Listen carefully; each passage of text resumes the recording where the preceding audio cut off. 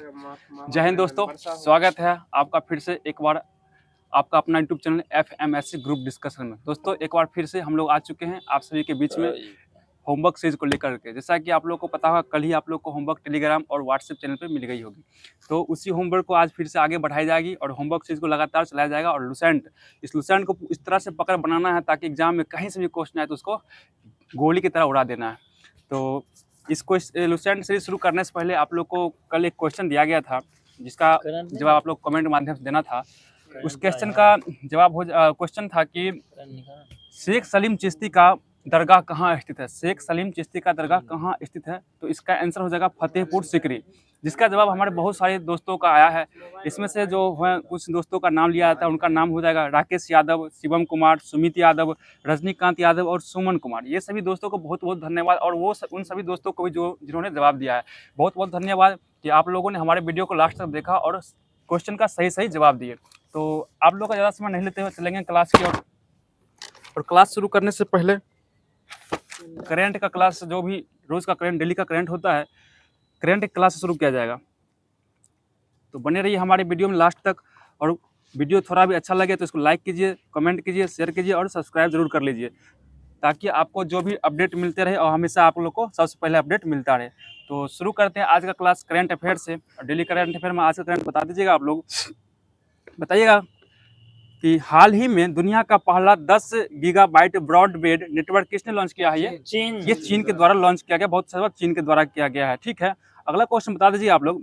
हाल ही में Times Higher Education Asia ranking 2025 में भारतीय संस्थानों में किसे शीर्ष स्थान मिला है? बेंगलुरु। ठीक है, IISc बेंगलुरु हो जाएगा। ठीक है, IISc बेंगलुरु। बताइएगा इसमें पहला स्थान किस देश का है? इसमें चीन का हो जाएगा। ये सिंगुआ यूनिवर्सिटी को दिया गया। और बताइए इसमें जो इस बेंगलुरु को स्थान मिला है पूरा एशिया में कितना क्रम हो जाएगा इसका? ये 38वां क्रम इसका एशिया में हो जाएगा। ठीक है, अगला क्वेश्चन बताइएगा आप लोग कि हाल ही में देश में किसे 107वें राष्ट्रीय उद्यान का दर्जा दिया गया है?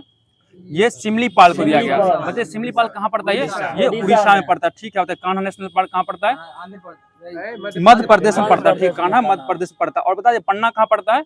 ये भी मध्य प्रदेश में पड़ता है। ठीक है, बताइएगा अगला क्वेश्चन बताइए टोटल कितना टाइगर रिजर्व हो चुका है? 107। टाइगर रिजर्व की बात कर रहे हैं तो ये 58 हो चुका है। 58वां टाइगर रिजर्व कौन बना है? ये माधव बना। ठीक है, माधव किस राज्य में पड़ता है? ये मध्य प्रदेश। ये मध्य प्रदेश में पड़ता है, बहुत सारा मध्य प्रदेश में पड़ता है। और बताइएगा आप लोग कि 57वां टाइगर रिजर्व कौन था?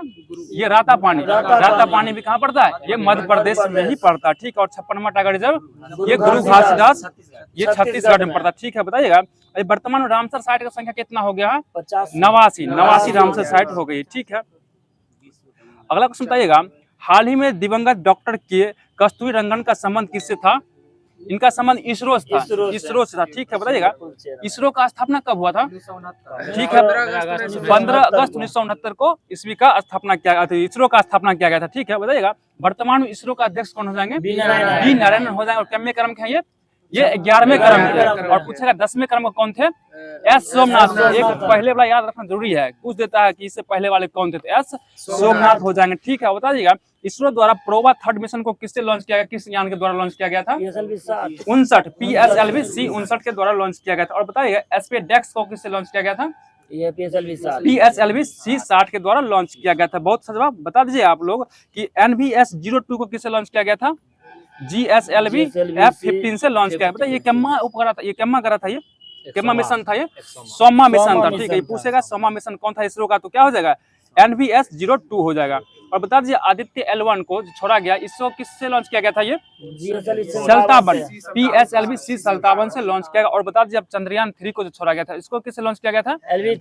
LV-3 M4 से लॉन्च किया गया था। बहुत अच्छा जवाब आप लोग का। ठीक है, बता दीजिए अगला क्वेश्चन।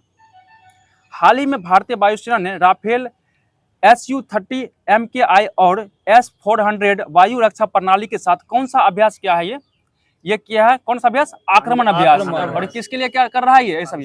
ये पाकिस्तान पर हमला बोलने की तैयारी चल रही है। ठीक है, तो ये आक्रमण अभ्यास हो जाएगी। ठीक है, अगला क्वेश्चन बता दीजिएगा हाल ही में चर्चा में रहे शिमला सम्मेलन 1972 का संबंध किससे है? ये ये भारत की तरफ से कौन थे? भारत पाकिस्तान से, ठीक है। और इसमें भारत की ओर से कौन थे? इंदिरा गांधी। और पाकिस्तान की ओर से जुल्फिकार अली भुट्टो हो जाएंगे, ठीक है। जुल्फिकार अली भुट्टो हो जाएंगे, ठीक है। और शिमला समिट कब हुआ था? ये 1972 में। क्यों हुआ था उसमें? भारत पाकिस्तान जो युद्ध, बांग्लादेश को लेकर जो युद्ध हुआ था, उसी शांति के लिए क्या गया था। हाँ, उसमें आत्मसमर्पण कौन कर दिया था? पाकिस्तान कर दिया था।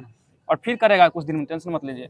अगला क्वेश्चन बता दीजिएगा, हाल ही में डीम्ड टू बी यूनिवर्सिटी का दर्जा प्राप्त फिल्म और टेलीविजन संस्था FTII का कहाँ स्थित है? ये पुणे महाराष्ट्र। कहाँ स्थित है? ये पुणे महाराष्ट्र में हो जाएगी, ठीक है। अगला क्वेश्चन बता दीजिएगा, प्रतिवर्ष दुनिया भर में विश्व मलेरिया दिवस कब मनाया जाता है? ये 25 अप्रैल को मनाया था। और विश्व पुस्तक एंड कॉपीराइट दिवस, कॉपीराइट डे, ये 23 अप्रैल को मनाया जाता है। और बताइएगा पृथ्वी दिवस कब मनाया जाता है? 22 अप्रैल को। बिहार दिवस कब मनाया जाता है? ये 22 मार्च को मनाया जाता है। और बता दीजिए पंचायती राज दिवस कब मनाया जाता है? ये 24 अप्रैल को मनाया जाता है, ठीक है। अगला क्वेश्चन बता दीजिए आप लोग, हाल ही में 5 दशक के बाद अध्यक्ष पद से इस्तीफा देने वाले क्लॉस श्वाब का संबंध किससे है?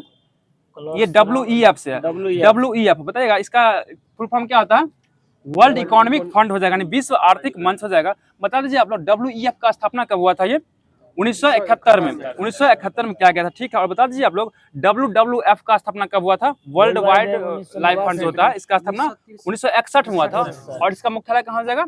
ग्लैंड, स्विट्जरलैंड पड़ता है। और बताइएगा IUCN का स्थापना कब हुआ था? 1948 में क्या गया था? इसका भी हेडक्वार्टर कहाँ हो जाएगा? ग्लैंड, स्विट्जरलैंड में पड़ेगा। और बताइएगा IMF का स्थापना कब हुआ था? 1945 में क्या गया था, ठीक है। और कौन सा सम्मेलन के तहत? ब्रेटन वुड सम्मेलन। ये कब हुआ था? ये 1944 में हुआ था, ब्रेटन वुड सम्मेलन। इसी के द्वारा किसका? 2 बैंक का स्थापना किया गया था। कौन कौन? एगो 2 संस्था, IMF और WB का स्थापना किया। कब किया गया था? 1945 में किया गया था, ठीक है। अगला क्वेश्चन बता दीजिएगा, हाल ही में पुणे FIDE महिला ग्रैंड प्रिक्स किसने जीता है? ये कोनेरू हम्पी जीती है। कोनेरू हम्पी के द्वारा जीता गया, ठीक है। अगला क्वेश्चन बताइएगा, हाल ही में केंद्र सरकार ने कब तक खासरा रूबेला उन्मूलन के लिए राष्ट्रीय अभियान शुरू किया? कब तक के लिए? ये 2026। और टीबी उन्मूलन का लक्ष्य कब तक रखा गया? ये 2025 तक रखा गया, ठीक है। टीबी उन्मूलन 2025 में। आप लोग बता दीजिएगा मिशन इंद्रधनुष का संबंध किससे है? ये टीकाकरण से। इसका कब आया था ये मिशन इंद्रधनुष? ये ठीक है 25 दिसंबर 2014। इसका डेट सहित याद रखिए, डेट सहित पूछता है। 25 दिसंबर 2014 को आया था मिशन इंद्रधनुष, ठीक है। बताइएगा देश का पहला क्वांटम कंप्यूटिंग गांव कहाँ बनेगा? ये बनेगा अमरावती में। और अमरावती कहाँ स्थित है? ये आंध्र प्रदेश। ये आंध्र प्रदेश की राजधानी हो जाएगी। क्या हो जाएगी? अमरावती हो जाएगी, ठीक है। अमरावती आंध्र प्रदेश की राजधानी हो जाएगी, ठीक है। बता दीजिए आप लोग, हाल ही में केंद्रीय मंत्री पीयूष गोयल ने 1 मिलियन उद्यमी बनाने के लिए भारत प्रोजेक्ट कहाँ प्रारंभ किया है? ये मुंबई में। भारत प्रोजेक्ट कहाँ प्रारंभ हुआ? ये मुंबई में हुआ, ठीक है। और 7 टापुओं का नगर किसे कहा था? ये मुंबई को ही कहा जाता है, ठीक है। बताइएगा हाल ही में दक्षिण भारत की पहली वातानुकूलित EMU ट्रेन सेवा कहाँ लॉन्च हुई है? ये चेन्नई में हुआ। और चेन्नई कहाँ पड़ता है? ये तमिलनाडु में। भारत में पड़ता है लेकिन तमिलनाडु में पड़ता है, ठीक है। बता दीजिए हाल ही में लड़कियों की श्रेणी में ड्रीम स्पोर्ट्स चैंपियनशिप फुटबॉल 2025 का खिताब किसने जीता है? ये झारखंड FC, झारखंड के द्वारा जीत लिया गया, ठीक है। तो दोस्तों आज का जो भी करंट अफेयर था उसको पूरी तरह से करवा दिया गया। अब चलते हैं हम लोग लुसेंट की दुनिया में। लुसेंट में अभी हिस्ट्री की दुनिया में। हिस्ट्री में क्या हो जाएगा? ये एंशिएंट हिस्ट्री यानी कि प्राचीन भारत। तो प्राचीन भारत में हम लोग बौद्ध धर्म के बारे में पढ़ रहे थे और बौद्ध धर्म को आगे बढ़ाते हुए आज शैव धर्म के अंदर चलेंगे। तो बता दीजिएगा बौद्ध धर्म में क्वेश्चन है कि बोधि वृक्ष के नीचे सर्वप्रथम जो देवालय बना था उसका निर्माण कौन करवाया था? देवालय का निर्माण सम्राट अशोक के द्वारा करवाया गया था, ठीक है। बता दीजिएगा उस देवालय के चारों ओर जो वेदिकाएं बनी हुई थी और वह मौर्य काल के बाद लगभग कितने वर्ष बाद बना था? ये 100 वर्ष बाद बना था, ठीक है। बता दिया तिब्बत, भूटान एवं पड़ोसी देशों में बौद्ध धर्म का प्रचार किसके द्वारा किया गया था? ये पद्म संभव के द्वारा किया गया था। पद्म संभव। बता दीजिएगा ये पद्म संभव जो थे बौद्ध धर्म कौन शाखा से जुड़े हुए थे? ये वज्रयान शाखा से जुड़े हुए थे, ठीक है। अब बताइएगा पद्म संभव का 123 फीट ऊंची मूर्ति बनाई गई है। किस राज्य में बनाई गई है? हिमाचल प्रदेश में बनाई गई और रेवालसर झील के पास, रेवालसर झील के समीप में बनाया गया है। बता दीजिएगा भारत में उपासना की जाने वाली प्रथम मूर्ति संभवतः किनकी है? ये बुद्ध की मूर्ति। और बुद्ध को क्या कहा गया? लाइट ऑफ एशिया कहा गया, ठीक है। बता दिए अगला क्वेश्चन, स्तूप वैदिक कला से भारत में प्रचलित क्या थे ये स्तूप? ये सावधान टीले हो जाएंगे, सावधान टीले हो जाएंगे, जिसमें क्या होता था? मृतकों का अवशेष और राख को रखा जाता था। बताइए किसके शासन काल में स्तूप काल अपने उत्कर्ष पे था? ये अशोक के शासन काल में हो जाएगा। बताइएगा अशोक ने अपने राज्यकाल में के दौरान कितना स्तूप बनवाए थे? 84,000 स्तूप का निर्माण करवाए थे। किसके द्वारा करवाया गया था? ये अशोक के द्वारा करवाया गया था। ठीक है, बताइएगा मतलब वैदिक परंपरा से प्रेरित स्तूपों को किसके द्वारा लोकप्रिय बनाया गया था? ये बौद्ध के द्वारा बनाया गया था। बौद्ध के द्वारा स्तूपों को लोकप्रिय बनाया गया था। बताइएगा बुद्ध के मृत्यु के बाद बुद्ध के शरीर के अवशेषों को कितने भागों में विभाजित करके स्तूप निर्माण किया गया था? ये 8 भाग में, और 8 जगह पर उनका स्तूप निर्माण किया गया था। ठीक है, बताइएगा मठ है और मठ का जगह बताना आप लोग कहाँ है? बता दीजिए टबो मठ कहाँ पड़ता है? ये हिमाचल प्रदेश, और हिमाचल प्रदेश किस स्थान पड़ता है? ताबो गांव में पड़ता है और स्पीति घाटी में पड़ता है। ये बताइएगा नामग्याल मठ कहाँ पड़ता है? ये भी हिमाचल प्रदेश में पड़ता है, और ये नामग्याल मठ किस जगह पड़ता है? धर्मशाला में पड़ता है। बताइएगा हेमिस मठ कहाँ पड़ता है? ये लद्दाख में पड़ता है, और लद्दाख में ही पड़ता है, दोनों जगह लद्दाख, राजस्थान में लद्दाख। बताइए थिकेस मठ कहाँ है? ये लद्दाख में पड़ता है। बताइएगा एक सासुर मठ है, ये सासुर मठ कहाँ पड़ता है? ये हिमाचल प्रदेश में पड़ता है और लाहौल स्पीति में पड़ता है। ठीक है, बताइएगा मिड डार्लिंग मठ कहाँ पड़ता है? ये मिड डार्लिंग उत्तराखंड में पड़ता है। मिड डार्लिंग उत्तराखंड में कहाँ पड़ता है? किस जगह पे? देहरादून में पड़ता है। और एक होता है नाम डार्लिंग मठ। नाम डार्लिंग कहाँ पड़ता है? ये कर्नाटक में पड़ता है। ठीक है, कर्नाटक में और मैसूर नामक जगह पे पड़ता है। ठीक है, बताइएगा रूमटेक मठ कहाँ पड़ता है? ये सिक्किम में कहाँ पड़ता है? गंगटोक में पड़ता है। ये बताइएगा तवांग मठ कहाँ पड़ता है? ये अरुणाचल प्रदेश में पड़ता है। ठीक है, और बोधि मंडा मठ कहाँ पड़ता है? ये अपना लोग जहाँ स्थित है बिहार में, बोध गया बिहार में पड़ता है। ठीक है, बोधि मंडा मठ कहाँ पड़ता है? बोध गया बिहार में। ठीक है, बताइएगा अशोक द्वारा बनाए गए स्तूपों में सबसे प्रसिद्ध कौन सा स्तूप हो जाएगा? ये सांची का स्तूप। बता दीजिए आप लोग सांची का स्तूप कहाँ पड़ता है? ये मध्य प्रदेश में पड़ता है। बहुत सारा मध्य प्रदेश हो जाएगा। आप लोग बताइएगा सबसे बौद्ध मतलब सबसे प्राचीन स्तूप कौन हो जाएगा? ये पिपराहवा का स्तूप हो जाएगा। और ये पिपराहवा का स्तूप कहाँ पड़ता है? उत्तर प्रदेश। ये उत्तर और सबसे प्राचीन स्तूप इसी को माना गया। ठीक है, बताइए स्तूप जो है आमतौर पर क्या होता था? ये अवशेषों का निक्षेपा गाढ़ हो जाएगा। हाँ वही कब्रगाह। बताइएगा भुजा गुफा कहाँ स्थित है? ये भुजा गुफा महाराष्ट्र में है, और इसका निर्माण कब करवाया? किस शताब्दी में हुआ था? 2वीं शताब्दी ईस्वी में हुआ था। और बताइएगा भुजा गुफा का निर्माण कितने चट्टान को काटकर बनाया गया है? ये 22 चट्टानों को काटकर बनाया गया। और बताइएगा भुजा गुफा का संबंध बौद्ध धर्म के किस संप्रदाय से है? ये हीनयान संप्रदाय से हो जाएगा। ठीक है, बताइएगा बंगाल क्षेत्र में किसके शासन काल के दौरान बौद्ध धर्म की वज्रयान शाखा के विकास के प्रभाव से बौद्ध देवियों की पूजा की जाने लगी थी? ये पाल वंश शासक हो जाएंगे। और इनके अंतर्गत कौन आती? तारा देवी आती थी। बताइएगा शैव धर्म का शैव धर्म का संस्थापक किसे माना जाता है? शंकर संस्थापक माना जाते। फिर क्वेश्चन है भगवान शिव की पूजा करने वालों को क्या कहा था? शैव कहा था। ठीक है, और इससे शिव से संबंधित धर्म को क्या कहा गया? शैव धर्म कहा गया। ठीक है, बताइएगा शिवलिंग उपासना का प्रारंभ कहाँ से मिलता है? इसका साक्ष्य पहला साक्ष्य ये हड़प्पा संस्कृति से मिलता है। बताइएगा ऋग्वेद में शिव के लिए किस शब्द का प्रयोग किया गया है? ये रुद्र का प्रयोग किया गया। ठीक है, रुद्र नामक देवता का उल्लेख हो जाएगा। बताइएगा अथर्ववेद में शिव के लिए किसका क्या कहा गया? अथर्ववेद में शिव को कहा गया भव, सर्व, पशुपति और भूपति कहा गया। ठीक है, बताइएगा लिंग पूजा का पहला स्पष्ट वर्णन कहाँ मिलता है? किस पुराण में? ठीक है, मत्स्य पुराण में। मत्स्य पुराण में मिलता है लिंग पूजा का स्पष्ट वर्णन मिलता है। ठीक है, आप लोग बता दीजिएगा रुद्र के पत्नी के रूप में पार्वती का नाम कहाँ मिलता है? ये तैत्तिरीय अरण्यक में मिलता है। तैत्तिरीय अरण्यक में मिलता है। ठीक है, आप लोग बताइएगा शिव की पत्नी की सौम्य रूप था, उनका नाम बताइएगा कुछ इन नामों में? पद्मा, पार्वती, उमा, गौरी, भैरवी, ये सब किसका नाम था? ये पार्वती जी का नाम है। शिव भगवान की पत्नी का नाम था। ठीक है, बताइएगा किस पुराण में शैव संप्रदाय की संख्या 4 बताई गई है? ये वामन पुराण में बताया गया। वामन। और वो 4 कौन कौन हो जाएंगे बताइए तो? ये पशुपत, कपालिक, कालमुख और लिंगायत हो जाएंगे। ठीक है, बताइएगा शैवों का सर्वाधिक प्राचीन संप्रदाय कौन हो जाएगा? ये पशुपत संप्रदाय हो जाएगा। ठीक है, और बताइए पशुपत संप्रदाय के संस्थापक कौन हो जाएंगे? ये लकुलिश। ठीक है, लकुलिश हो जाएंगे। बताइएगा बताइएगा लकुलिश को भगवान शिव के में अवतार माना गया है? ये 18वें अवतार माना गया। ठीक है, बताइए पशुपत संप्रदाय के अनुयायियों को क्या कहा गया है? ये पंचार्थिक कहा गया। ठीक है, बताइएगा इस मत का प्रमुख सैद्धांतिक ग्रंथ क्या होगा? मतलब पशुपत संप्रदाय का प्रमुख सैद्धांतिक ग्रंथ क्या हो जाएगा? यह पशुपत सूत्र हो जाएगा। ठीक है, पशुपत सूत्र हो जाएगा। बताइएगा कपालिक संप्रदाय के इष्ट देव कौन थे? भैरव। ठीक है, भैरव हो जाएंगे, भैरव हो जाएंगे। और बता दीजिएगा कि कपालिक संप्रदाय का प्रमुख केंद्र कहाँ हो जाएगा? ये श्रीशैल नामक स्थान पर हो जाएगा। ठीक है, बताइएगा कालमुख संप्रदाय के अनुयायियों को शिव पुराण में क्या कहा गया है? महाव्रतधर कहा गया, महाव्रतधर कहा गया। ठीक है, और बताइएगा किस संप्रदाय के लोग नर कपाल में भोजन जल ग्रहण सब कुछ करते थे? ये कालमुख संप्रदाय के लोग करते थे। ठीक है, अब बताइएगा किस संप्रदाय के लोग अपने शरीर पर चिता की भस्म लगाते थे? यही हो जाएंगे कालमुख संप्रदाय के लोग हो जाएंगे। ठीक है, बताइएगा शिव संप्रदाय में कौन सा संप्रदाय दक्षिण में प्रचलित था?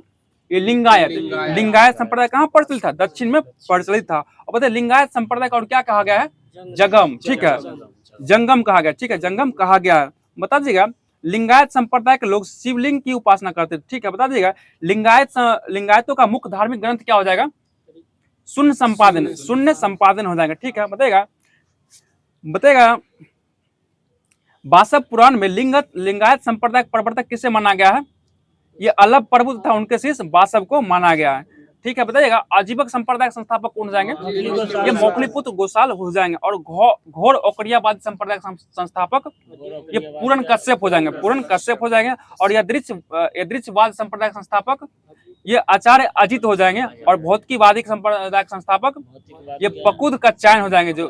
ठीक है, बताइएगा अनिश्चयवादी संप्रदाय के संस्थापक ये संजय बिठली पुत्र हो जाएंगे। तो आज जो भी एंशिएंट हिस्ट्री का क्वेश्चन बनना था सभी को करवा दिया गया है। अब चलते हैं ज्योग्राफी की ओर। ज्योग्राफी में हम लोग का चल रहा था भारतीय मानसून के बारे में पढ़ रहे थे। चलते हैं, शुरू करते हैं। और आप लोग क्लास को शेयर जरूर कीजिएगा। ध्यान दीजिए क्वेश्चन पे, गारो, खासी एवं जंतिया पहाड़ी पर कहाँ से आने वाली हवाएं से अधिक वर्षा लाती है? ये बंगाल खाड़ी से। बताइएगा सबसे अधिक वर्षा कहाँ होता है? मासीराम मेघालय में होता है। बताइएगा यहाँ पे कितना सेंटीमीटर बारिश होता है? ठीक है, 1141 सेंटीमीटर वर्षा होता है। बताइएगा मानसून की किस शाखा तुलनात्मक रूप से अधिक शक्तिशाली होती है? ये हो जाएगी अरब सागर की शाखा सबसे अधिक शक्तिशाली होती है। बताइएगा दक्षिणी पश्चिम मानसून द्वारा लाए गए कुल आर्द्रता का कितना भाग अरब सागर से है? 65% भाग अरब सागर से आता है। और बंगाल खाड़ी से कितना परसेंट भाग लाता है? ये 35% भाग लाता है। ठीक है, बताइएगा दक्षिणी पश्चिम मानसून का समय अवधि क्या हो जाएगा? जून से सितंबर हो जाएगा। और बताइएगा दक्षिण पश्चिम मानसून से वर्षा कितना होता है? 73.7% बारिश होता है, सबसे अधिक वर्षा होता है। ठीक है, बताइएगा पर्वतीय मानसून का काल क्या हो जाएगा? अक्टूबर से दिसंबर हो जाएगा। और बताइएगा पर्वतीय मानसून से वर्षा कितना होता है? कितना परसेंट? 13.3% हो जाएगा। और बताइएगा पूर्व मानसून काल का समय अवधि क्या हो जाएगा? ये मार्च से मई हो जाएगा। और इसका कितना होता है? 10% वर्षा होता है। और एक शीत ऋतु यानी कि उत्तर पश्चिम मानसून, इसका कब है? ये जनवरी फरवरी हो जाएगा समय अवधि। और इससे कितना वर्षा होता है? 2.6%, 2 से 3% वर्षा होता है। ठीक है, बताइएगा दक्षिण पश्चिम मानसून काल में एक बार कुछ दिनों तक वर्षा होने के बाद यदि 1, 2 या कई सप्ताह तक वर्षा न होती है तो इसे क्या कहा जाता है? मानसून विच्छेदन कहा जाता है, मानसून विच्छेद कहा जाता है। ठीक है, बता दें अगला क्वेश्चन, मानसून के पीछे हटने या लौटने को क्या कहते हैं? मानसून निवर्तन कहते हैं। बताइएगा ये जो मानसून निवर्तन कब शुरू हो जाता है, कब पीछे हटने लगता है? ये सितंबर माह में। और पूर्णतः कब हट जाता है? ये अक्टूबर माह तक पूरा हट जाता है। और ये जो लौटता हुआ मानसून है कहाँ बारिश करवाती है? ये तमिलनाडु राज्य में बारिश का कोरोमंडल तट पे। किस महीना में होता है बारिश लौटते हुए मानसून से? जनवरी फरवरी में बारिश था। अपना बिहार में भी हल्का हल्का ठंडा में होता है, लौटते हुए मानसून से होता है। ठीक है, बताइएगा शरद ऋतु को और क्या कहता है? शरद ऋतु मानसून प्रत्यावर्तन काल कहा जाता है। ठीक है, बताइएगा जलवायु के 2 महत्वपूर्ण तत्व कौन क्या होता है? तापमान एवं वर्षा हो जाएगा, तापमान एवं वर्षा। बताइएगा कोपेन ने अपने जलवायु वर्गीकरण का आधार किसे माना है? ये तापमान एवं वर्षण को माना है। ठीक है, बता दिए कोपेन के पद्धति पर आधारित भारत की जलवायु कितने प्रकार की है? ये 5 प्रकार की है, 5 प्रकार की। और मृदा कितने प्रकार की है? 8 प्रकार की मृदा 8 प्रकार। जलवायु 5 प्रकार की होती है। बता दीजिएगा जहाँ सारा वर्ष औसत मासिक तापमान 10 डिग्री सेल्सियस से अधिक होता है उसे क्या कहा जाता है? कौन सा क्षेत्र? उष्णकटिबंधीय जलवायु में आता है। और बता दीजिएगा जहाँ तापमान की तुलना में वर्षण बहुत ही कम होती है उसको क्या कहा जाता है? शुष्क जलवायु कहा जाता है। ठीक है, मतलब शुष्कता कम होने का जैसे क्या था, अर्धशुष्क मरुस्थल कहा जाता है, और शुष्कता अधिक होता है उसको मरुस्थल कहा जाता है। बता दीजिए, जहाँ सबसे ठंडे महीने का औसत तापमान 18 डिग्री सेल्सियस से और -3 डिग्री सेल्सियस के बीच होता है, उसको क्या कहा था?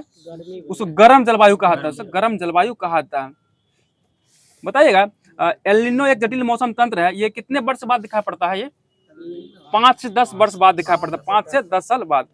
बताइए, भारत में मानसून की लंबी अवधि के पूर्वानुमान लगाने के लिए किसका उपयोग किया जाता है? इसी एल नीनो का प्रयोग किया जाता है। बताइए, कौन शीतकाल के दौरान भारतीय उपमहाद्वीप में गर्म स्थिति का कारण बनता है? यही एल नीनो ही बनता है, और ग्रीष्म ऋतु के दौरान इसका शुष्क परिस्थिति का कारण बनता है। बताइएगा, एल नीनो का शाब्दिक अर्थ क्या हो जाएगा?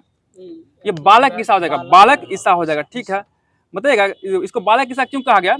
क्योंकि जो इस धारा का जो है दिसंबर के महीने में क्रिसमस के आसपास नजर आती है, इसीलिए इसको बालक ईसा कहा गया। ठीक है, बताइएगा, जहां सबसे गर्म महीने का औसत तापमान 10 डिग्री सेल्सियस से अधिक और सबसे ठंडे महीने का औसत तापमान -3 डिग्री सेल्सियस से कम रहता है, उसे क्या कहा था?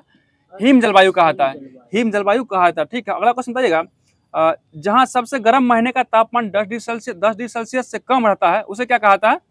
उसको बर्फीली जलवायु कहा जाता है। ठीक है, बताइएगा, बताना है कि क्षेत्र बताएंगे उस वहाँ पे किस प्रकार का जलवायु पाई जाती है, ये बताना आप लोग। बताना है कि गोवा के दक्षिण में भारत का पश्चिम तट पर कौन सा जलवायु पाया जाता है? लघु शुष्क ऋतु वाला जलवायु, यानी कि AMW, इसको सूचित किया जाता है AMW से। बता दिए, तमिलनाडु का कोरोमंडल तट पर कैसा जलवायु पाया जाता है? ये शुष्क ग्रीष्म ऋतु वाला मानसून पाया जाता है, जिसको AS से सूचित किया जाता है। बताइए, कर्क वृत्त के दक्षिण में प्रायद्वीपीय पठार का अधिकतर भाग पर किस प्रकार का जलवायु पाया जाता है? उष्ण कटिबंधीय सवाना प्रकार का जलवायु पाया जाता है, इसको AW से सूचित किया जाता है। आप लोग बता दीजिएगा, उत्तरी पश्चिमी गुजरात, पश्चिमी राजस्थान और पंजाब के कुछ भाग में कौन सा जलवायु पाया जाता है? इसको अर्ध शुष्क स्टेपी जलवायु पाई जाती है, इसको BSHW से सूचित किया जाता है। अगला बताइएगा, ई क्वेश्चन पूछता है, बिहार में एग्जाम में क्या पूछा हुआ है? गंगा का मैदान पूर्वी राजस्थान, उत्तरी मध्य प्रदेश, उत्तर पूर्वी भारत का अधिकांश प्रदेश में कौन सा जलवायु पाया जाता है? ये CWG, यानी कि शुष्क शीत ऋतु वाला जलवायु, बिहार में भी यही पाया जाता है, CWG। इसको शॉर्ट फॉर्म पूछ देगा, इसका CWG हो जाएगा इसका। बताइए, अरुणाचल प्रदेश में कैसा जलवायु पाया जाता है? ये लघु ग्रीष्म तथा ठंडी आर्द्र शीत ऋतु वाला जलवायु, इसे DFC से सूचित किया जाता है। ठीक है, अगला क्वेश्चन बताइए आप लोग, जम्मू कश्मीर, लद्दाख, हिमाचल प्रदेश में किस प्रकार जलवायु पाया जाता है? इसमें ध्रुवीय प्रकार की जलवायु पाया जाता है, और इसको ई से सूचित किया जाता है। तो जो भी महत्वपूर्ण क्वेश्चन था ज्योग्राफी में, उसको भी करवा दिया गया है। अब चल रहे हैं हम लोग फिजिक्स की दुनिया में। फिजिक्स में बहुत ही अच्छा टॉपिक चल रहा था, ध्वनि के बारे में पढ़ रहे थे, क्योंकि ध्वनि के कारण ही आज आप लोग हम लोग को सुन रहे हैं। अगर ध्वनि नहीं होती तो सुन भी नहीं पाते आप, तो ध्यान रखिएगा। चलते हैं अगली क्लास में। बताइएगा, प्रत्यवस्था के बढ़ने से ध्वनि की चाल पर क्या प्रभाव पड़ता है? ये बढ़ जाता है, ये बढ़ जाता है। ठीक है, बताइएगा, निर्वात में प्रत्यवस्था क्या होता है? ये शून्य होता है, शून्य, जिस कारण क्या निर्वात में ध्वनि नहीं चल सकती है, संचरण नहीं करती है। बताइएगा, ध्वनि मुख्यतः कितने लक्षण होते हैं? 3 लक्षण होता है, मुख्यतः 3 लक्षण। कौन कौन था? ठीक है, प्रबलता, तारत्व और गुणता हो जाएगा। 3 लक्षण कौन कौन? प्रबलता, तारत्व और गुणता हो जाएगा। ठीक है, बताइएगा, ध्वनि का अभिलक्षण जिसके कारण कोई ध्वनि तेज या मंद सुनाई पड़ती है, उसको क्या कहते हैं? इसको प्रबलता कहते हैं, प्रबलता। तेज या मंद सुनाई देता है, उसको क्या कहते हैं? प्रबलता के कारण सुनाई पड़ता है। ठीक है, बताइए, ध्वनि की प्रबलता स्तर व्यक्त करने का मात्रक क्या हो जाएगा? ये फोन हो जाएगा, फोन। याद रखिएगा, फोन से सुनते हैं ना, तो फोन हो जाएगा। ध्वनि की प्रबलता स्तर व्यक्त करने की मात्रक क्या हो जाएगा?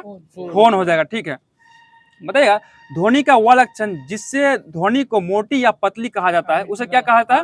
ये तारत्व कहा जाता है। ठीक है, तारत्व। और बताइए, तारत्व किस पर निर्भर करता है? ये आवृत्ति पर निर्भर करता है। मोटा या पतला आवाज कौन करता है? तारत्व करता है। और तारत्व निर्भर किस पर होता है? ये आवृत्ति पर निर्भर करता है। ठीक है, बताइए, ध्वनि की आवृत्ति अधिक होने पर तारत्व क्या हो जाएगा? अधिक हो जाएगा। और ध्वनि कैसे सुना देगी? पतली सुना देगी। ठीक है, और वही तारत्व आवृत्ति का कम होगा, तारत्व क्या होगा? कम होगा। और आवाज कैसा होगा? मोटा हो जाएगा, भारी आवाज। जैसे हाँ, लड़का लोग का तारत्व क्या होता है? कम होता है, लड़की लोग का तारत्व अधिक होता है। इसलिए तारत्व अधिक होगा तो आपका आवाज मधुर लगेगा, और तारत्व जितना कम होगा आवाज समझ सकते हैं आप, बोलने की जरूरत नहीं है। ठीक है, बताइएगा, ध्वनि की तीव्रता व्यक्त करने का मात्रक क्या हो जाएगा? ये बेल हो जाएगा, बेल हो जाएगा। और बताइएगा ध्वनि की निरपेक्ष तीव्रता को किससे व्यक्त करते हैं? ये वाट प्रति मीटर स्क्वायर, वाट प्रति मीटर स्क्वायर हो जाएगा। इसे क्या, इसको डेसिबल भी कहा जाता है। अब बताइएगा शांत क्षेत्र में शोर स्तर कितना होना चाहिए? 50 डेसिबल, 50 डेसिबल। और बताइएगा आवासीय क्षेत्र में डेसिबल कितना होना चाहिए? ये 55 डेसिबल का होना चाहिए, ठीक है। और व्यापारिक क्षेत्र में कितना होना चाहिए? ये 65 डेसिबल होना चाहिए। और बताइए औद्योगिक क्षेत्र में कितना? 70 डेसिबल, ठीक है। आप लोग बता दीजिएगा मनुष्य की अधिकतम श्रव्य सीमा कितना होता है? कितना डेसिबल? नहीं, 95 डेसिबल, 95 डेसिबल होता है। और इससे अधिक तीव्रता की ध्वनि मनुष्य नहीं सुन सकता 95 डेसिबल से। देखिए 20 से 20 एचजेड की बात कर रहे हैं, 1000 एचजेड, ठीक है, वो हर्ट्ज की बात है। लेकिन डेसिबल में आ रहे हैं तो डेसिबल 95 डेसिबल से अधिक नहीं सुन सकता। कुछ बोल दें क्या?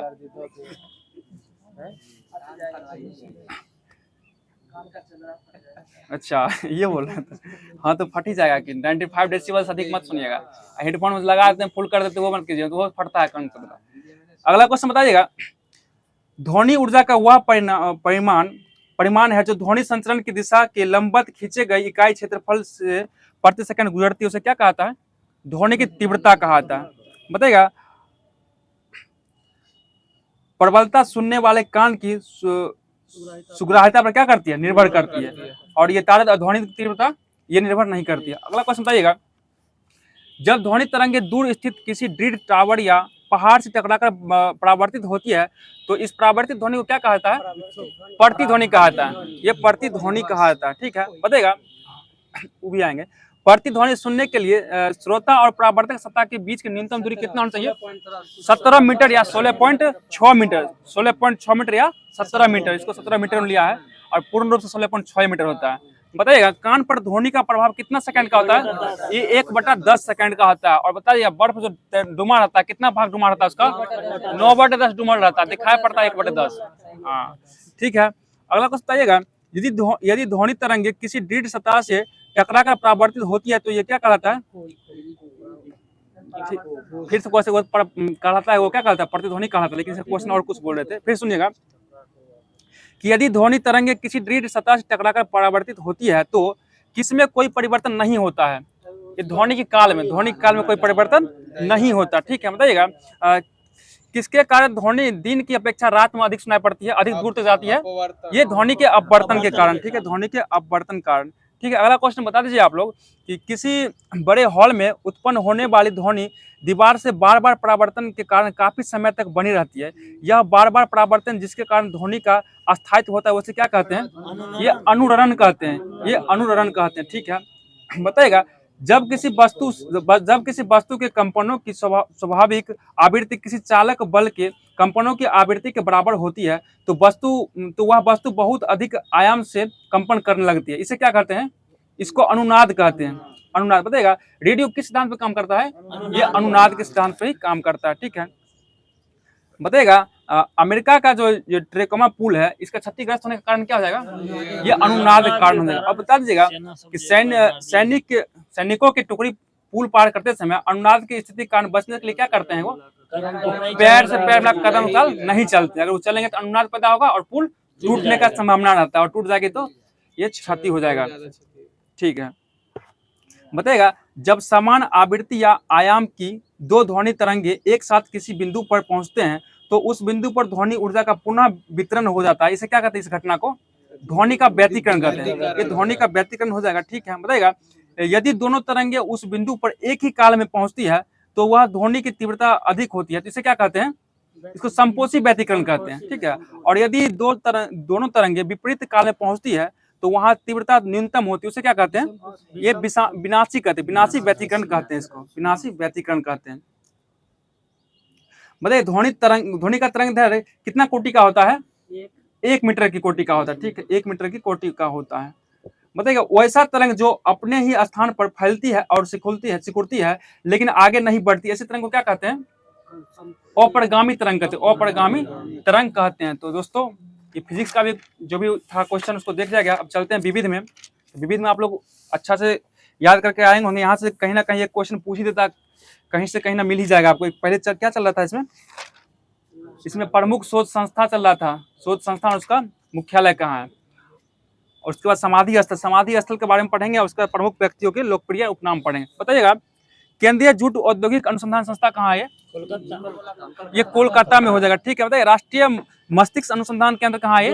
ये गुरुग्राम पड़ता है। गुरुग्राम कहाँ पड़ता है? ये हरियाणा में पड़ता है, ठीक है। बताइएगा भारतीय इलेक्ट्रॉनिक्स लिमिटेड कहाँ है? ये जलाहली में है, ये जलाहली हो जाएगा, ठीक है। बताइएगा केंद्रीय चावल अनुसंधान संस्था कहाँ हो जाएगा? ये कटक में हो जाएगा। कटक कहाँ पड़ता है? उड़ीसा में पड़ता है, ठीक है। और बताइएगा भारतीय दलहन शोध संस्था कहाँ हो जाएगा? ये कानपुर में हो जाएगा। और केंद्रीय जल एवं विद्युत अनुसंधान केंद्र ये खड़गवासला में पड़ जाएगा, खड़गवासला में।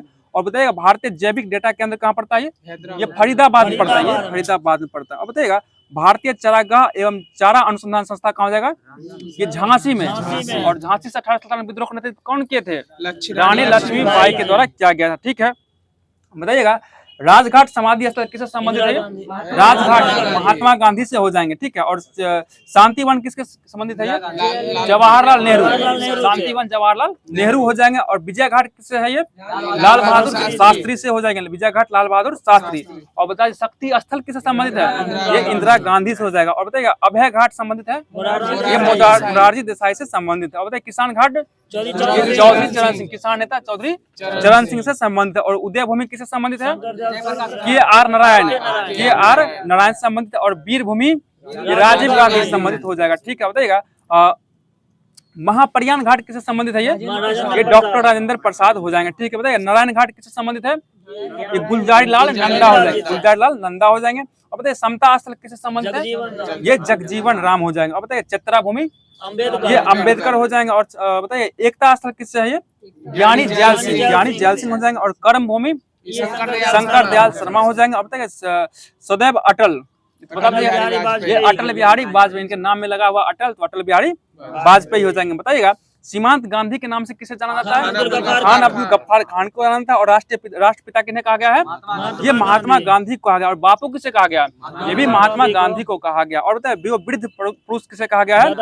D.N. नरोजी यानी कि दादा भाई नरोजी को कहा गया। और लौह पुरुष के नाम से किसे जाना जाता है? ठीक है, सरदार पटेल को जाना जाता है। और बताइए शांति पुरुष के नाम से लाल बहादुर शास्त्री को जाना जाता है, ठीक है। बताइए पंजाब केसरी किसे कहा गया? ये लाला लाजपत राय को कहा गया। और बता दीजिए आप लोग की बंगाल केसरी किसे कहा गया? ठीक है, आशुतोष मुखर्जी को बंगाल केसरी कहा गया, ठीक है। अब बताइएगा बिहार केसरी किसे कहा गया? कृष्ण सिंह, श्री कृष्ण सिंह, बिहार केसरी श्री कृष्ण सिंह को कहा गया। और बता दीजिएगा बिहार विभूति आया तब हुआ है ना, ठीक है। बताइएगा आंध्र केसरी किसे कहा गया? ये टी प्रकाशम को कहा गया। बताइएगा और शेर कश्मीर किसे कहा गया? शेख अब्दुल्ला को कहा गया, शेर कश्मीर कहा गया, ठीक है। और बताइए बग बंधु के नाम से किसे जाना जाता है? शेख मुजीबुर रहमान को जाना जाता है, ठीक है। बताइएगा देश बंधु के नाम से किसे जाना जाता है? ये चित्तरंजन दास को। और बता दीजिए दीन बंधु के नाम से किसे जाना जाता है? CF एंड्रयूज को जाना जाता है। यहाँ पे कंफ्यूज मत कीजिएगा देश बंधु और दीन बंधु में, ठीक है। देश बंधु चित्तरंजन दास हो जाएंगे और दीन बंधु CF एंड्रयूज हो जाएंगे। बताइएगा लोकमान्य के नाम से किसे जाना जाता है? ये बाल गंगाधर तिलक को जाना जाता है। और लोकनायक के नाम से किसे जाना जाता है? जयप्रकाश नारायण को जाना जाता है। और जननायक के नाम से अपना कर्पूरी ठाकुर को जाना जाता है, कर्पूरी ठाकुर को जाना जाता है। बताइएगा राजश्री किसे कहा गया है? पुरुषोत्तम दास टंडन को कहा गया। बताइए गुरुदेव किन्हें कहा गया? ये रविन्द्रनाथ टैगोर को कहा गया। बताइए गुरुजी किसे कहा गया? MS गोलवलकर, ठीक है, गोलवलकर को कहा गया। गुरुजी किसे कहा? MS गोलवलकर को कहा गया। राजा जी के नाम से किसे जानता है? चक्रवर्ती राजगोपालाचारी को जानता है। और एस्पेरो का नाम से किसे जानता है? मेजर जनरल राजेंद्र सिंह को जाना जाता है। तो दोस्तों लुसेंट का जो भी महत्वपूर्ण क्वेश्चन था सभी को अच्छी तरीके से करवा दिया गया। अब आगे का जो वन लाइनर क्लास बच गया वो कुंदन जी आएंगे और अच्छे तरीके से आप लोगों के बीच क्लास लेने का काम करेंगे। तो आइए कुंदन जी।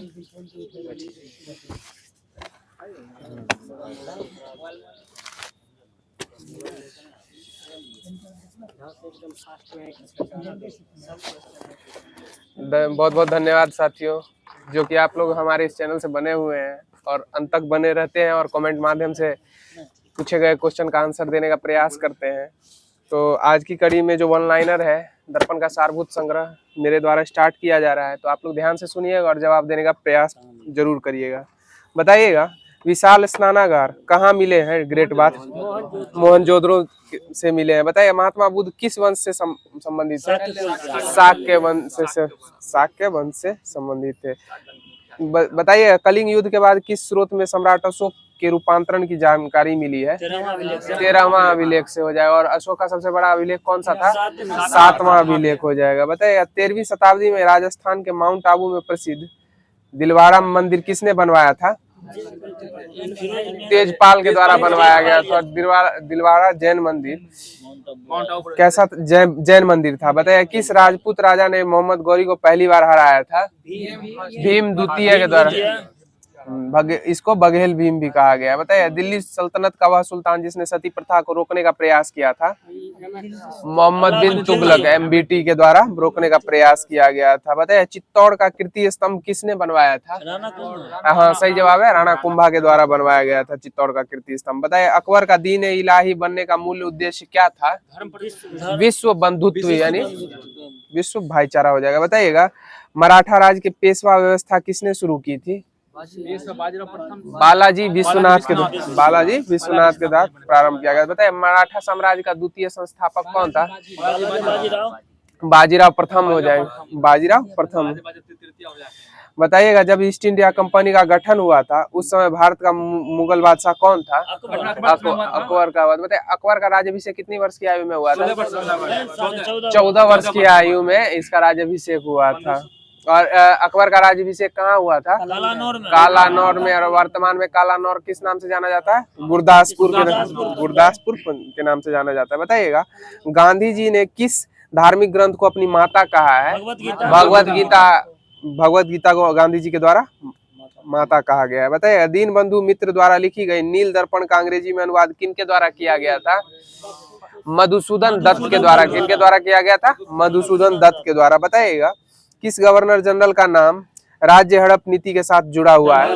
लॉर्ड डलहौजी के साथ जुड़ा हुआ है। बताइएगा भारत भूमि पर सर्वप्रथम 12 अप्रैल 1944 को सुभाष चंद्र बोस ने किस नगर में भारतीय राष्ट्रीय सेना का झंडा फहराया था? मोइरांग में मणिपुर में फहराया। हाँ बताइएगा बाल गंगाधर तिलक किसे अपना राजनीतिक गुरु कहते थे? दादा भाई नौरोजी को। बाल गंगाधर किसको अपना राजनीतिक गुरु मानते थे? दादा भाई नौरोजी को। बताइए दक्षिण अफ्रीका के किस शहर में गांधी जी को श्वेत लोगों द्वारा पीटा और सामान सहित डिब्बे से फेंक दिया गया था? मारिट्सबर्ग में। बताइए नमक कानून के उल्लंघन में गांधी जी ने भारत में एक आंदोलन शुरू किया था जिसका नाम क्या था? दांडी मार्च। बताइएगा नौजवान भारत सभा किसने स्थापित की थी? सरदार भगत सिंह के द्वारा ही स्थापित की गई थी। बताइए किसे भारतीय बिस्मार्क के रूप में जाना जाता है? सरदार वल्लभ भाई पटेल को माना जाता है भारतीय बिस्मार्क के रूप में। बताइए ब्रिटिश हाउस ऑफ कॉमन्स में चुनाव लड़ने वाला पहला भारतीय बनर्जी थे। और प्रथम बार विजयी कौन हुए थे? दादा भाई नौरोजी। कहाँ से लड़े थे? फिंसबरी से। सही जवाब है। बताइए भारत की संविधान सभा किसके कहने पर बनाई गई थी? कैबिनेट मिशन के द्वारा कहने पर बनाई गई। कैबिनेट मिशन कब आया था? 1946 हो जाएगा। सही जवाब। बताइएगा भारत के संविधान में भारत को किस रूप में वर्णित किया गया है? सही जवाब है राज्यों के संघ के रूप में वर्णित किया गया। बताइए हमारे संविधान में न्यायिक समीक्षा की धारणा किस देश के संविधान से ली गई?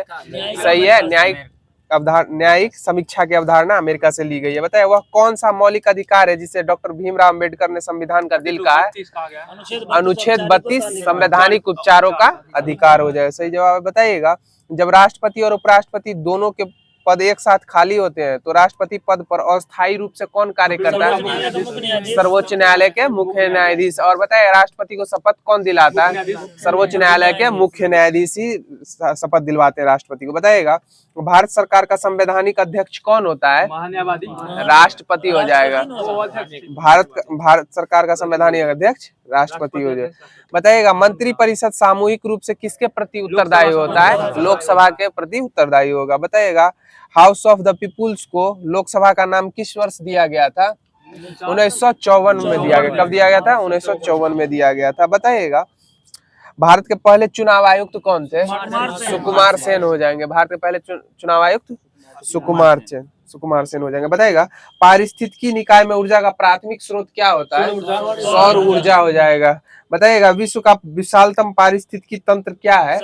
समुद्र हो जाएगा, सही जवाब है। बताइएगा साइलेंट वैली परियोजना किस राज्य से संबंधित है? केरल से संबंधित है। बताइए यूनेस्को द्वारा मैन एंड बायोस्फीयर प्रोग्राम मैब की शुरुआत किस वर्ष की गई थी? मैन एंड बायोस्फीयर प्रोग्राम ये 1971 में प्रारंभ की गई थी यूनेस्को के द्वारा। बताइएगा संयुक्त राष्ट्र संघ द्वारा किस दिन को जैव विविधता दिवस के रूप में मनाया जाता है? 22 मई को मनाया जाता है। और बताइएगा वन्य प्राणी बाघ की स्थिति के बारे में जागरूकता फैलाने के लिए किस दिन को अंतर्राष्ट्रीय टाइगर्स दिवस के रूप में मनाया जाता है? 29 जुलाई को। और हाथी दिवस की स्थिति को मनाते हैं 12 अगस्त को हाथी दिवस मनाया जाता है। बताइएगा साइबेरियाई सारस भारत के किस राष्ट्रीय उद्यान में पाए जाते हैं? केवलादेव घाना राष्ट्रीय उद्यान है। और किस राज्य में अवस्थित है? राजस्थान, भरतपुर में है। बताइएगा हॉटस्पॉट की अवधारणा किसने प्रतिपादित की थी? नॉर्मन मायर्स, सही जवाब है विनोद जी, नॉर्मन मायर्स के द्वारा। और कब की गई थी? सही जवाब है ना 1988 में की गई थी, 1988 में। बताइए किस वर्ष अंतर्राष्ट्रीय अम्ल वर्षा सूचना केंद्र स्थापित किया गया था? कहाँ में अंतर्राष्ट्रीय अम्ल वर्षा सूचना केंद्र स्थापित किया गया था? मैनचेस्टर, इंग्लैंड में किया गया था। कहाँ किया था? मैनचेस्टर, इंग्लैंड में। बताइएगा हवा में तैरते हुए श्वसनीय सूक्ष्म कणों का आकार कितना होता है? 5 माइक्रोन से कम होता है। और बताइएगा बादल वायुमंडल में क्यों तैरते हैं? अल्प घनत्व के कारण ही तैरते हैं। बताइए ग्रीन हाउस गैसों की संकल्पना किसके द्वारा की गई? जोसेफ फोरियर के द्वारा ग्रीन हाउस गैस की संकल्पना दी गई थी। बताइएगा ओजोन परत मुख्यतः कहाँ अवस्थित होता है? समताप मंडल, स्ट्रेटोस्फेयर में हो जाएगा। बताइएगा जलवायु परिवर्तन पर संयुक्त राष्ट्र का सम्मेलन COP21 कहाँ आयोजित किया गया था? पेरिस, फ्रांस में किया गया था, पेरिस, फ्रांस में। बताइए विश्व का सबसे पुराना और सबसे बड़ा वैश्विक पर्यावरण नेटवर्क किसका है? IUCN का है। किसका है? IUCN। और बताइएगा 19 नवंबर को किस दिवस के रूप में मनाया जाता है? शौचालय दिवस। और बताइए विश्व ओजोन दिवस 16 सितंबर को मनाया जाता है। बताइए वर्तमान में कार्बन डाइऑक्साइड के उत्सर्जन में सर्वाधिक योगदान वाला देश कौन सा है? चीन हो जाएगा, सही जवाब है चीन के द्वारा। बताइए संसार का सबसे बड़ा द्वीप कौन सा है? ग्रीनलैंड हो जाएगा। और बताइएगा वह किस देश का अभिन्न अंग होता है? डेनमार्क का है। डेनमार्क में प्रशासनिक नहीं राजनीतिक अधिकारी डेनमार्क का है।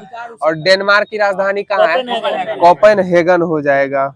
फ्रांसिस फेडरिक राजकुमार फेडरिक इसका प्रशासक है।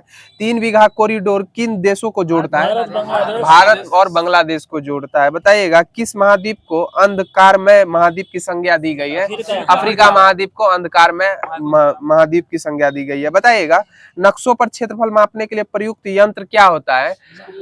प्लेनीमीटर कहा जाता है। क्या कहा जाता है? प्लेनीमीटर। बताइएगा दूध की शुद्धता मापने के लिए किस यंत्र का प्रयोग करते हैं? लैक्टोमीटर का प्रयोग करते हैं। बताइएगा धूमकेतु किसके परितः परिक्रमण करता है? धूमकेतु सूर्य के परितः परिक्रमण करता है। बताइएगा भारत में हरित क्रांति को किस अन्य नाम से भी जाना जाता है? बीज उर्वरक एवं सिंचाई की क्रांति हो जाएगा। भारत में हरित क्रांति को किस नाम से जानते हैं? बीज उर्वरक और सिंचाई की क्रांति। बताइए भारत के किस राज्य की तटरेखा सबसे लंबी है? गुजरात राज्य की। और बताइएगा समुद्री तटरेखा से अपनी सीमा साझा करने वाले भारत के कितने राज्य हैं? 9 राज्य हो जाए। बताइएगा भारत में मिशन इंद्रधनुष अभियान किससे जुड़ा हुआ है? बच्चों के टीकाकरण से जुड़ा हुआ है। बताइएगा संकल्प परियोजना किस परियोजना से आरंभ की गई थी? संकल्प HIV समाप्त करने से। बताइएगा प्रधानमंत्री की उज्ज्वला योजना किससे संबंधित है?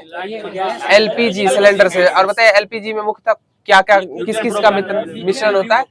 ब्यूटेन और प्रोपेन का होता है। ब्यूटेन और प्रोपेन का सम्मिश्रण होता है LPG में। और CNG में क्या होता है? मीथेन हो जाएगा। CNG में मीथेन। बताइएगा रक्त के स्कंदन में मदद करने वाला विटामिन क्या होता है? विटामिन K होता है रक्त के स्कंदन में मदद करने वाला। बताइएगा नाइलॉन क्या है? नाइलॉन एक पॉलीएमाइड हो जाएगा। क्या है? पॉलीएमाइड हो जाएगा। बताइएगा अग्निशमन वस्त्र किसके बने होते हैं? एस्बेस्टस के बने हैं। और एस्बेस्टस के कण शरीर में आंतरिक रूप से ग्रहण करने पर कौन सी बीमारी होने की संभावना होती है? कैंसर होने की संभावना होती है। बताइएगा जहाजों में समय मापने के लिए उपयुक्त उपकरण क्या है? क्रोनोमीटर। सही जवाब है क्रोनोमीटर हो जाएगा। बताइएगा मक्का का सर्वाधिक उत्पादन किस राज्य में होता है? कर्नाटक राज्य में हो जाएगा। बताइए रजत क्रांति किससे संबंधित है? अंडा और कुक्कुट उत्पादन से हो जाएगा। बताइएगा किसान क्रेडिट कार्ड योजना कब आई थी?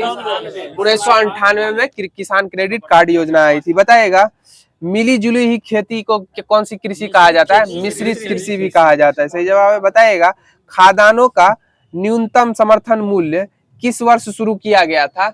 MSP 1964 में शुरू किया गया था। कब किया गया था? 1964 में शुरू किया गया था। बताइएगा भारत में हरित क्रांति अब तक किस फसल के मामले में सबसे अधिक प्रभावी हुई है? गेहूं और चावल के लिए। बताइएगा मुख्यतः गेहूं है, गेहूं और चावल दोनों हो जाएगा। बताइए भारत में न्यूनतम मजदूरी अधिनियम किस वर्ष पहली बार लाया गया था? 1948 में लाया गया था। कब लाया गया था? 1948 में। बताइएगा चावल गेहूं फल सब्जियों के उत्पादन में भारत कितवें स्थान पे है विश्व में? दूसरे स्थान पर। प्रथम स्थान पर क्या है? चीन है। बताइएगा 36वें राष्ट्रीय खेल प्रतियोगिता का आयोजन कहाँ हुआ था? गुजरात में हुआ। कहाँ हुआ था? 37वां हुआ था गोवा। 36वां गुजरात में, 37वां गोवा में। हाँ 38वां उत्तराखंड। बताइएगा किस राज्य की टीम ने पहली बार फाइनल में मुंबई को हराकर रणजी ट्रॉफी अपने नाम की थी? मध्य प्रदेश पहली बार जीता था रणजी ट्रॉफी। बताइएगा पहला सिंगापुर ओपन सुपर 500 खिताब किसने जीता था? PV सिंधु के द्वारा जीता गया था। बताइएगा विश्व एथलेटिक्स चैंपियनशिप 2025 की मेजबानी कौन सा देश करेगा? जापान के द्वारा किया जाएगा। किसके द्वारा किया जाएगा? जापान के द्वारा। बताइएगा वर्ष 2028 के ग्रीष्मकालीन ओलंपिक खेलों का आयोजन किस शहर में होगा? Los Angeles. कहाँ? अमेरिका में होगा। Los Angeles America. बताइएगा मॉनिटर प्रिंटर माउस एवं प्लॉटर में कौन आउटपुट डिवाइस नहीं है? प्रिंटर आउटपुट नहीं, माउस हो जाएगा। माउस इनपुट डिवाइस है। बताइएगा कमांड्स को ले जाने की प्रक्रिया क्या कहलाती है? एग्जीक्यूटिंग। सही जवाब है अमित जी, एग्जीक्यूटिंग कहलाती है। बताइए सिम का फुल फॉर्म क्या होता है? सब्सक्राइबर आइडेंटिटी मॉड्यूल हो जाएगा। बताइए 1 किलोबाइट में कितने बाइट होते हैं? 1024 बाइट। सही जवाब है। बताइए कंप्यूटर में उपयोग की जाने वाली IC चिप किसकी निर्मित होती है? सिलिकॉन की बनी होती है। बताइएगा पहला कंप्यूटर माउस किसने निर्मित किया था? डगलस एंजलबर्ट के द्वारा किया था। किसके द्वारा? Douglas Engelbart. बताइएगा विश्व का वह उद्योग जिसमें सबसे अधिक श्रमिक लगे हुए हैं कौन सा उद्योग है? सही है, कपड़ा उद्योग हो जाएगा। बताइए चलैया समिति का संबंध किससे था? कर प्रत्यक्ष एवं अप्रत्यक्ष कर से संबंधित हो जाएगा। बताइएगा माल्थस के जनसंख्या सिद्धांत के अनुसार जनसंख्या में वृद्धि कैसी होती है? ज्यामितीय क्रम में जनसंख्या में वृद्धि होती है। जैसे ये अभी 1 है तो 2 होगा, 2 से 4, 4 से 8, इस तरह से दोगुने स्क्वायर में बढ़ता जाएगा। बताइए किस राज्य सरकार ने गायों के संरक्षण के लिए गौ कैबिनेट का गठन करने का फैसला किया है? मध्य प्रदेश सरकार के द्वारा किया गया था। बताइएगा विश्व का सबसे ऊंचा रेलवे आर्क ब्रिज किस नदी पर निर्मित है? चिनाब नदी पर निर्मित है जम्मू कश्मीर में। बताइएगा किस देश में 2026 तक चंद्रमा पर परमाणु रिएक्टर स्थापित करने की योजना बनाई गई है? USA यानी अमेरिका के द्वारा। तो दर्पण का सारभूत तत्व यहीं पर समाप्त हुआ। आगे की कड़ी में SPD का सामान्य अध्ययन जो होमवर्क में दिया गया था स्टार्ट किया जा रहा है, तो आप लोग भी क्वेश्चन का आंसर देने का प्रयास कीजिएगा। बताइएगा बहलोल लोदी के मकबरा को किसके द्वारा बनवाया गया था? सिकंदर लोदी के द्वारा बनवाया गया था। बताइए आगरा शहर की स्थापना किसने करवाई थी? सिकंदर लोदी के द्वारा ही। कब कराई गई थी? 1504 ईस्वी में करवाई गई थी। बताइए दिल्ली सल्तनत की राजभाषा क्या थी? फारसी हो जाएगी। दिल्ली सल्तनत की राजभाषा फारसी हो जाएगी। बताइए हम्पी कहाँ अवस्थित है? कर्नाटक में अवस्थित है। बताइए हम्पी क्या था? विजयनगर साम्राज्य की राजधानी हो जाएगा। बताइएगा विरूपाक्ष मंदिर कहाँ अवस्थित है? कर्नाटक में ही अवस्थित है विरूपाक्ष मंदिर, कर्नाटक में। बताया तुलु वंश का महान शासक कौन था? कृष्णदेव राय हो जाएगा। सस्ता से याद रखिएगा। बताइएगा तेनालीराम किसके राज दरबार में थे? कृष्णदेव राय के दरबार में ही थे। बताइएगा विठल स्वामी मंदिर कहाँ अवस्थित है? हम्पी में अवस्थित है। हम्पी कर्नाटक में अवस्थित है। बताइएगा हैदराबाद स्थित चार मीनार का निर्माण किसके द्वारा कराया गया था? कुली कुतुब शाह के द्वारा कराया गया था। और कब करवाया गया था? 1581 में 1591 में कराया गया था, 1591 में। बताइएगा बहमनी राज्य की स्थापना कब की गई थी?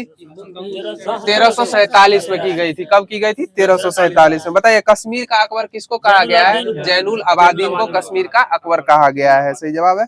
बताइएगा चैतन्य महाप्रभु का जन्म कहाँ हुआ था?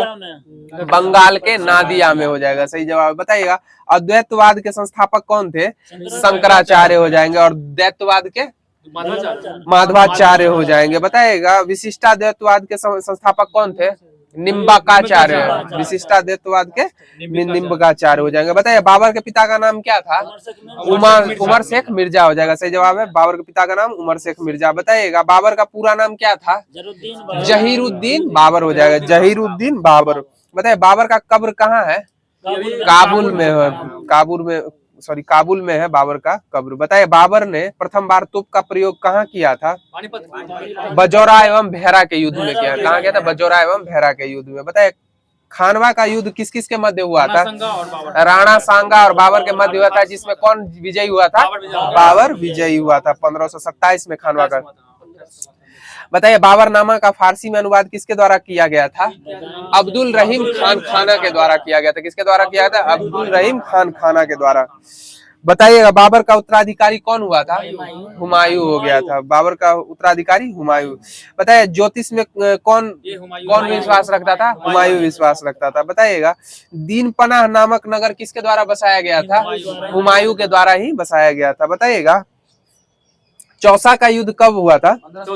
1539 को हुआ था चौसा का युद्ध। और किस किस के मध्य हुआ था ये?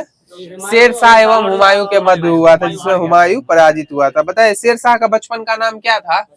फरीद खां हो जाएगा। क्या था? फरीद खां। बताइए शेरशाह को शेर खां की उपाधि किसने दी थी?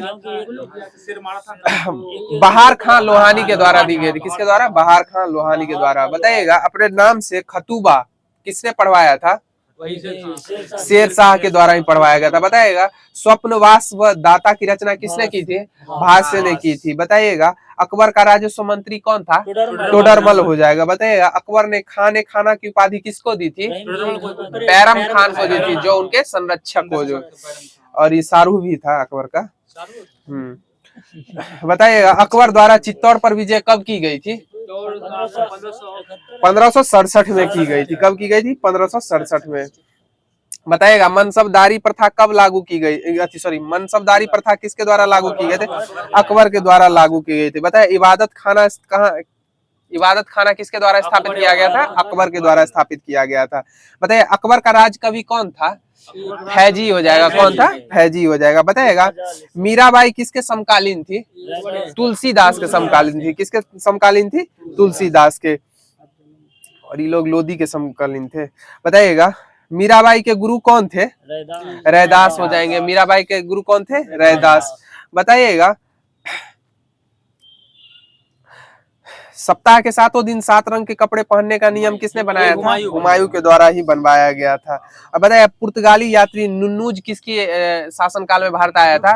अच्युत राय के शासन में। अच्युत राय के शासनकाल में। स्पीडी का सामान्य अध्ययन समाप्त कर दिया गया है। आगे की कड़ी में स्पार्क का जो वन लाइनर, जिसमें बिहार एसआई, बिहार कांस्टेबल और बीपीएससी के एग्जामों का संकलन है वन लाइनर के रूप में, तो स्टार्ट किया जा रहा है। बताइएगा किस रंग द्रव्य की उपस्थिति के कारण पौधों का रंग हरा होता है? क्लोरोफिल की उपस्थिति के कारण। बताइएगा स्थिति विज्ञान किससे संबंधित है? स्थैतिक संतुलन से संबंधित है। बताइए किस विटामिन की कमी से रिकेट्स नामक बीमारी होती है? विटामिन डी की। और बताइएगा वयस्कों में जो होता है उसको क्या कहा जाता है? ऑस्टोमलेशिया के। क्या कहते हैं? ऑस्टोमलेशिया हो जाएगा। बताइए मानव के पाचन तंत्र के पाचन की प्रक्रिया कहाँ प्रारंभ होती है? मुख गुहा। सही जवाब है, मुख गुहा से प्रारंभ होती है। बताइए ओमेगा 3 किसका एक वर्ग है? वसीय अम्ल का एक प्रकार है। बताइए कार्बन मोनोऑक्साइड विषाक्त मुक्त किसको प्रभावित करता है? शरीर के हीमोग्लोबिन को। हीमोग्लोबिन में ही प्रवेश करता है। बताइएगा राम प्रसाद बिस्मिल का नाम किससे संबंधित है? काकोरी षड्यंत्र केस से हो जाए। और इसको उत्तर प्रदेश सरकार के द्वारा नया नाम दे दिया गया, काकोरी ट्रेन एक्शन दे दिया गया है। बताइए भगवान बुद्ध को ज्ञान की प्राप्ति कहाँ हुई थी? बोध गया में हुई थी। कहाँ हुई थी? बोध गया में।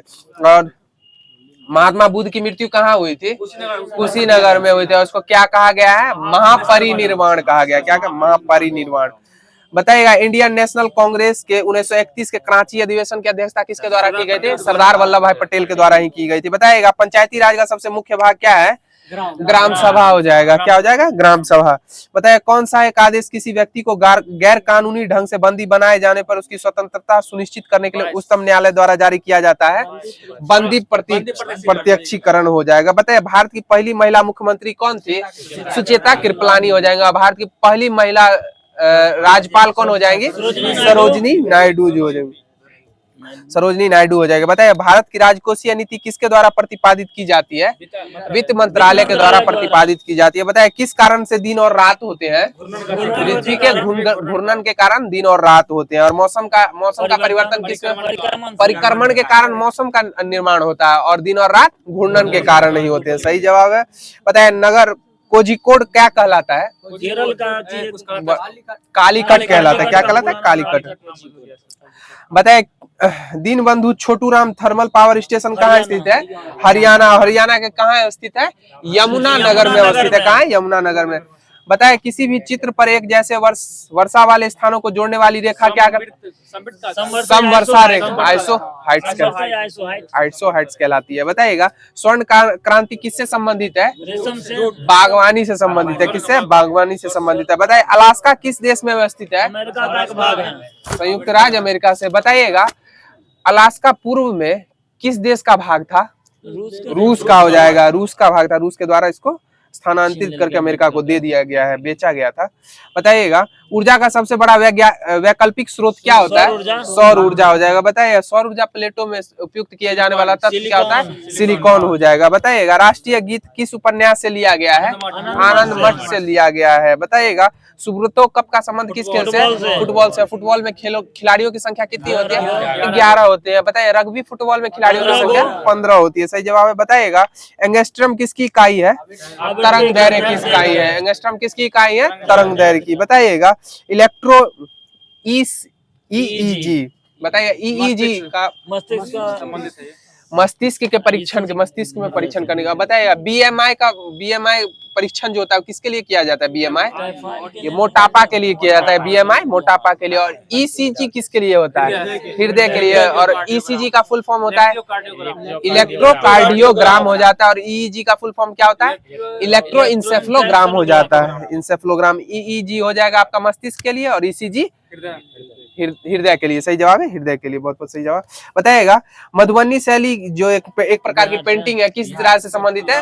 बिहार राज्य से संबंधित हो जाएगा। बताइएगा शरीर का तापक्रम कौन नियंत्रित करता है? हाइपोथैलेमस के द्वारा नियंत्रित किया जाता है। बताइएगा मनुष्य के शरीर का सामान्य तापमान कितना होता है? 37 डिग्री सेल्सियस या फ़ारेनहाइट में बता दीजिए। 98.6 डिग्री फ़ारेनहाइट हो जाएगा। सही जवाब है। बता दीजिएगा फ़ारेनहाइट और सेल्सियस में संबंध बता दीजिए। तो F-32/180 बराबर C/100 होता है। बताइएगा विद्युत धारा किस उपकरण से मापी जाती है? एमीटर से मापी जाती है। विद्युत धारा एमीटर से मापी जाती है। बताइएगा आइंस्टीन को नोबेल प्राइज किस कार्य के लिए मिला था? प्रकाश विद्युत प्रभाव के लिए आइंस्टीन को नोबेल प्राइज दिया गया था। बताइए कोशिका का ऊर्जा स्रोत क्या होता है? माइटोकॉन्ड्रिया हो जाएगा। बताइए आर्द्रता किस उपकरण से मापी जाती है? हाइग्रोमीटर से आर्द्रता मापी जाती है। बताइएगा वाहनों में चाल मापने के लिए किस यंत्र का प्रयोग किया जाता है? स्पीडोमीटर का प्रयोग किया जाता है। दूरी मापने के लिए ओडो हो जाएगा और चाल मापने के लिए स्पीडो हो जाएगा। बताइएगा स्वर्ण भूमि का वह राजा कौन था जिसने नालंदा में एक बौद्ध विहार की स्थापना की थी? बालपुत्र देव। और बताइए नालंदा विश्वविद्यालय की स्थापना किसके द्वारा की गई थी? कुमारगुप्त प्रथम के द्वारा ही की गई थी। बहुत बहुत सही जवाब। बताइए बिहार का बख्तियार खिलजी के हमले का पहला विवरण कहाँ से प्राप्त होता है? तबकात। कौन सी पुस्तक? क्या बताइए? तबकात ए नासरी हो जाएगा। तबकात ए नासरी के द्वारा। बताइए बिहार का अधिकांश क्षेत्र किस मिट्टी से आच्छादित है?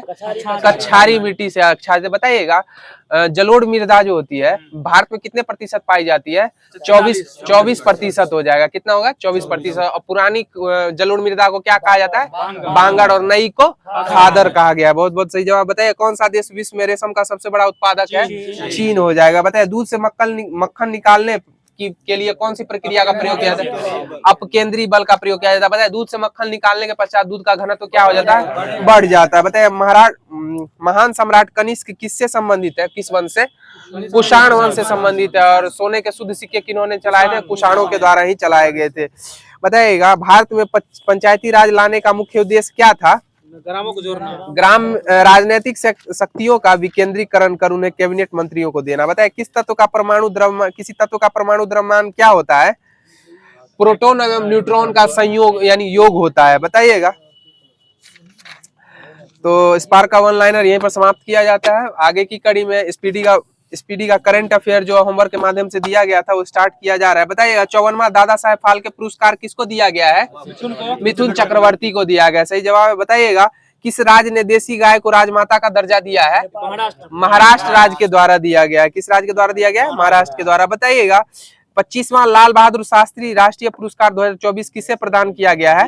राजश्री बिरला को किया गया है। किन्हें किया गया है? राजश्री बिरला को किया गया। बताइए भारत के पहले ऑक्सीजन बर्ड पार्क का उद्घाटन कहाँ किया गया है? ऑक्सीजन बर्ड पार्क का महाराष्ट्र राज्य में ही हो जाएगा। बताइएगा सबसे तेज 27,000 इंटरनेशनल रन बनाने वाले खिलाड़ी विराट कोहली हो जाएंगे। कौन होंगे? विराट कोहली। बताइए आईसीसी टेस्ट बॉलिंग रैंकिंग में कौन शीर्ष गेंदबाज बने हैं?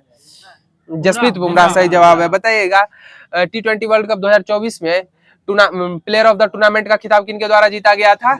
जसप्रीत बुमराह के द्वारा। बताइए T20 वर्ल्ड कप 2024 जिसका विजेता भारत है, इसमें सबसे ज्यादा विकेट लेने वाले खिलाड़ी कौन थे? अर्शदीप सिंह हो जाएंगे। सही जवाब है अर्शदीप सिंह। बताइए आईपीएल के 18वें संस्करण में सबसे सर्वाधिक मूल्यवान खिलाड़ी कौन थे? ऋषभ पंत हो जाएंगे 27 करोड़। बताइएगा किसे पहला चाइना ओपन खिताब किसके द्वारा जीता गया है? कार्लोस अल्काराज के द्वारा। किनके द्वारा जीता गया? कार्लोस अल्काराज के द्वारा। बताइए गूगल फॉर इंडिया 2024 इवेंट का आयोजन कहाँ हुआ है? दिल्ली में हुआ। Google for India. बताइएगा महाराष्ट्र सरकार किसे स्वर्गीय Vasudev Gaitonde life time achievement पुरस्कार से सम्मानित करेगी? लक्ष्मण श्रेष्ठ को। किनको करेगी? लक्ष्मण श्रेष्ठ को। बताइएगा कहाँ भारत के पहले सुपर कैपेसिटर प्लांट का उद्घाटन किया गया है? केरल राज्य में। बहुत सही जवाब केरल राज्य में किया गया। बताइएगा कहाँ की पश्मीना ऊन को जीआई टैग मिला है? लद्दाख की पश्मीना ऊन को जीआई टैग मिला है। बताइएगा ब्रिटेन के चागोस द्वीप पर किस देश को संप्रभुता सौंपने का फैसला किया ब्रिटेन के द्वारा? मॉरिशस को सौंपने। बताइएगा मॉरिशस की राजधानी कहाँ है? पोर्ट लुइस हो जाएगा मॉरिशस की राजधानी। बताइए प्रधानमंत्री मोदी ने कहा बंजारा विरासत म्यूजियम का उद्घाटन किया है? बंजारा विरासत महाराष्ट्र में किया है। ऐसे जवाब महाराष्ट्र में। बताइएगा किसे सड़क परिवहन एवं राजमार्ग मंत्रालय का अतिरिक्त प्रभार सौंपा गया है? पंकज अग्रवाल को। किन्हें सौंपा गया है? पंकज अग्रवाल को। बताइए जल जागर महोत्सव कहाँ आयोजित किया गया? जल जागर महोत्सव छत्तीसगढ़ में आयोजित किया गया। कहाँ किया गया? छत्तीसगढ़ में। बताइएगा 2024 की ईरानी ट्रॉफी का विजेता कौन सी टीम रही है? मुंबई रही है। और ईरानी ट्रॉफी का संबंध किस खेल से है?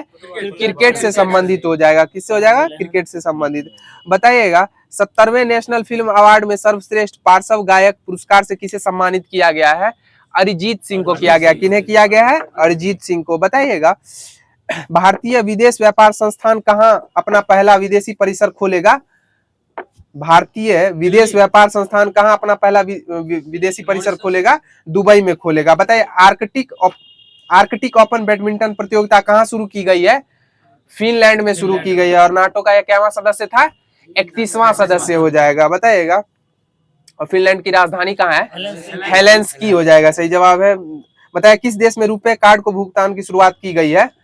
मालदीव में शुरू की गई है। और आज का लास्ट क्वेश्चन हो जाएगा WHO ने किस देश को ट्रेकोमा मुक्त घोषित किया है? भारत को मुक्त किया है। बताया ट्रेकोमा रोग किस मानव शरीर के किस अंग से संबंधित है? आंख से संबंधित है। बहुत बहुत सही जवाब हो जाएगा। बताइएगा तो जैसा कि आज जो होमवर्क की सीरीज है वो यहीं पर समाप्त कर दी गई है। और जैसा कि आप लोग जानते हैं आप लोगों के लिए लास्ट में क्वेश्चन छोड़ा जाता है और ऐसा आशा किया जाता है जिससे आप लोग आंसर कमेंट माध्यम के द्वारा दे सकें। तो आज का क्वेश्चन हो जाएगा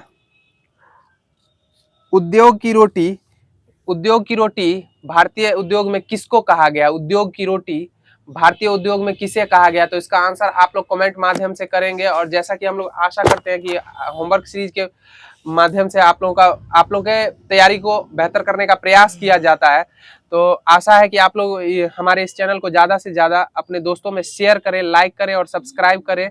तब तक के लिए आज के लिए लेते हैं आप लोग से विदा। जय हिंद, जय भारत।